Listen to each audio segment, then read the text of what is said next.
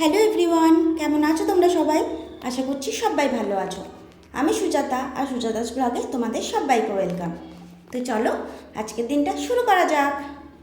দেখো বাইরে কি সুন্দর বৃষ্টি পড়ছে, আর এই বৃষ্টিতে ভিজে ভিজে কিন্তু ছেলেরা খেলা করছে, ফুটবল খেলছে। কি সুন্দর লাগে না? আর দেখি বৃষ্টি পড়লেই ছেলেরা কিন্তু ফুটবল খেলতে চলে আসে। ওদের মনে হয় বৃষ্টিতে ফুটবল খেললে ভারী মজা লাগে। আমি কিন্তু এটা রান্নাঘরের জানলা দিয়ে ভিডিওটা করছিলাম ব্রেকফাস্ট বানাতে বানাতে। তো দেখো আজকে কিন্তু মঙ্গলবার, আর আমি কিন্তু প্রতি মঙ্গলবার চলে যাই বজরংবলীর কাছে পুজো দিতে, কারণ আমি বজরংবলীকে ভীষণ ভালোবাসি। ওনার সমস্ত কিছু ওনার কৃপাতেই। তো আমি ওনার কাছে আজকে পুজো দিতে যাব, সেইটা নিয়ে আজকে তোড়জোড়। ভিডিওটা কিন্তু শেষ পর্যন্ত দেখো, কারণ বজরংবলীর তো দর্শন দেখবেই, তার সাথে সেই মন্দিরে কিন্তু আরও অনেক ঠাকুর রয়েছে, তাদেরকেও তোমাদেরকে দেখাবো। তো ভিডিওটা শেষ পর্যন্ত দেখার জন্য অনুরোধ রইল।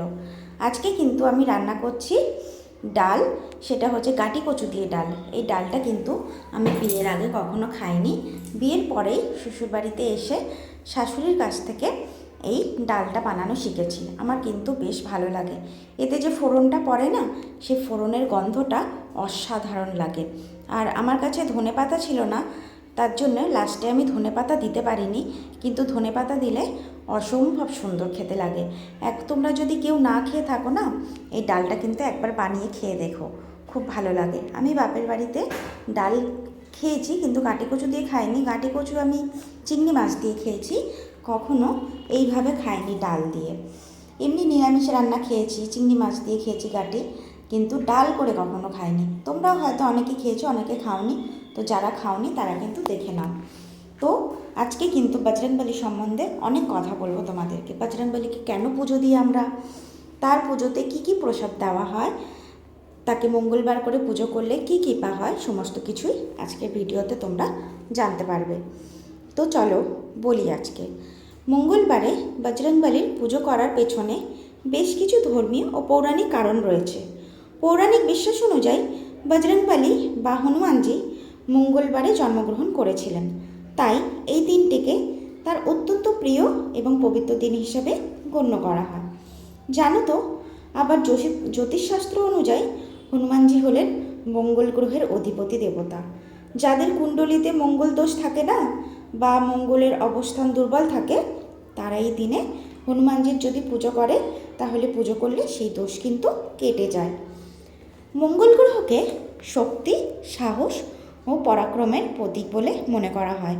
হনুমানজিও হলেন অসীম শক্তি ও সাহসের দেবতা, আমরা সকলেই সেটা জানি।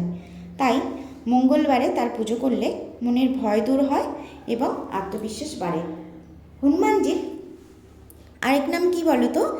হনুমানজির আরেক নাম হলো সংকটমোচন।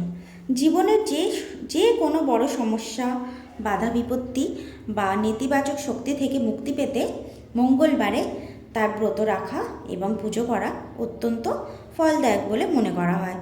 জানো তো, হনুমানজির পুজোর নিয়ম অত্যন্ত সরল, তবে এতে নিষ্ঠা ও পবিত্রতা কিন্তু বজায় রাখা খুবই জরুরি। হনুমানজির পুজোয় লাল রঙের কাপড় পরা খুবই শুভ। পুজোর দিন সম্পূর্ণ শারীরিক ও মানসিক পবিত্রতা বজায় রাখতে হয়।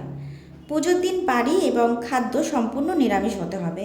হনুমানজির মূর্তি বা ছবির সামনে কিন্তু কখনোই মাটিতে বসবে না, মাটিতে বসে কখনোই পুজো করবে না। সব সময় একটা উলের আসন রাখবে, সেই উলের আসন রেখে কিন্তু তার উপরে বসে পুজো করবে। পুজোয় খাঁটি ঘি বা চামেলি তেলের প্রদীপ জ্বালানো অত্যন্ত শুভ বলে মনে করা হয়। আর পুজো শেষে অন্তত একবার হনুমান চল্লিশা পাঠ করা খুবই ভালো। আর জানো তো, মহিলারা কিন্তু হনুমানজিকে কখনোই স্পর্শ করতে পারে না। এটাই বলা আছে যে দুধ থেকে পুজো ও আরতি করাই মহিলাদের ভালো। হনুমানজির সবথেকে প্রিয় ভোগ কী বলো তো? প্রিয় ভোগ হলো লাল বা হলদে বোঁদের বা বেসনের লাড্ডু। প্রতিটা ভোগের ওপর অবশ্যই কিন্তু তুলসী পাতা অর্পণ করতে হয়। তুলসী ছাড়া কিন্তু কোনো ভোগ সম্পূর্ণ হয় না হনুমানজির। তারপর ভেজানো বা ভাজা ছোলা হয় না, সেই ভেজানো বা ভাজা ছোলা এবং গুড় হনুমানজির অত্যন্ত প্রিয়। পুজো শেষে মিষ্টি খিলি পান মানে যেটার মধ্যে জর্দা ও সুপারি ছাড়া যে পানটা হয় সেই মিষ্টি খিলি পান অর্পণ করলে তিনি অত্যন্ত প্রসন্ন হন। এছাড়া ফলের মধ্যে কি দিতে পারো বলো তো? এছাড়া ফলের মধ্যে কিন্তু কলা এবং বেদানা হনুমানজির পুজোয় অর্পণ করা খুবই ভালো। এই সমস্ত ফলগুলো কিন্তু আমরা হনুমানজির পুজোয় দিলে উনি খুবই প্রসন্ন হন। অন্যান্য ফলের থেকে কলা এবং বেদানা দিতে পারো।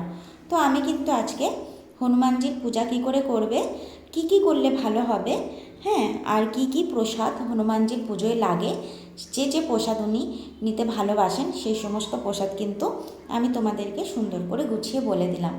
তো হয়তো অনেকেই জানো, আবার অনেকে জানো না, কিন্তু তবু আমি যারা জানো না তাদের জন্য কিন্তু বলে দিলাম।